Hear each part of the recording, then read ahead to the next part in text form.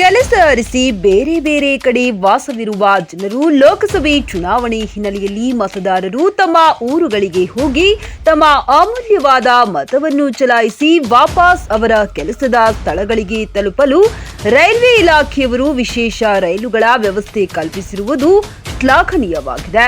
ಪ್ರಯಾಣಿಕರಿಗೆ ಅನುಕೂಲ ಮಾಡುವ ಅವಸರದಲ್ಲಿ ವ್ಯವಸ್ಥೆಯು ಅವ್ಯವಸ್ಥೆಯಾದ ಪರಿಣಾಮ ಪ್ರಯಾಣಿಕರು ಪರದಾಡುವ ಸ್ಥಿತಿ ನಿರ್ಮಾಣವಾಗಿದೆ.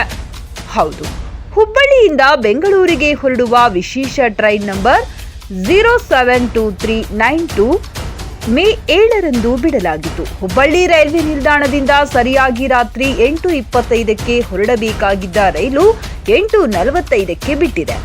ರೈಲ್ವೆ ಎಸಿ ಕೋಚ್ಗಳಲ್ಲಿ ವಿದ್ಯುತ್ ಹಾಗೂ ಎಸಿ ಇಲ್ಲದೆ ಹುಬ್ಬಳ್ಳಿಯಿಂದ ಕುಂದಗೋಳವರೆಗೆ ಬಂದಿದ್ದು, ಇದರಲ್ಲಿ ಪ್ರಯಾಣಿಕರು ಸಾಕಷ್ಟು ಸಮಸ್ಯೆ ಎದುರಿಸಿದ್ದಾರೆ.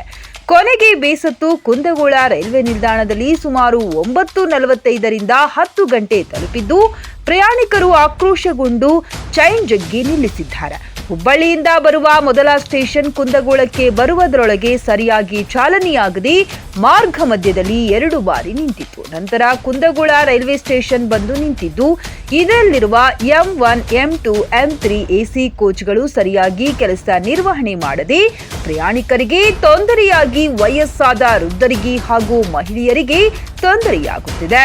ಇನ್ನು ಈ ಕುರಿತು ರೈಲ್ವೆ ಹೆಲ್ಪ್ ಲೈನ್ ಕರೆ ಮಾಡಿ ವಿಷಯ ತಿಳಿಸಿದ್ದಾರೆ. ನಂತರ ಎಸಿ ಕೋಚ್ನಲ್ಲಿ ಇರುವ ಸಿಬ್ಬಂದಿ ವಿಷಯ ತಿಳಿಸಿದ್ದು ಯಾವುದೇ ಪ್ರತಿಕ್ರಿಯೆ ನೀಡಿಲ್ಲ. ಸುಮಾರು 1 ಗಂಟೆಗೂ ಹೆಚ್ಚು ಕಾಲ ತಡವಾಗಿದೆ. ಬೆಳಗ್ಗೆ ಕೆಲಸಕ್ಕೆ ಹೊರಡಲು ತೊಂದರೆಯಾಗುತ್ತದೆ.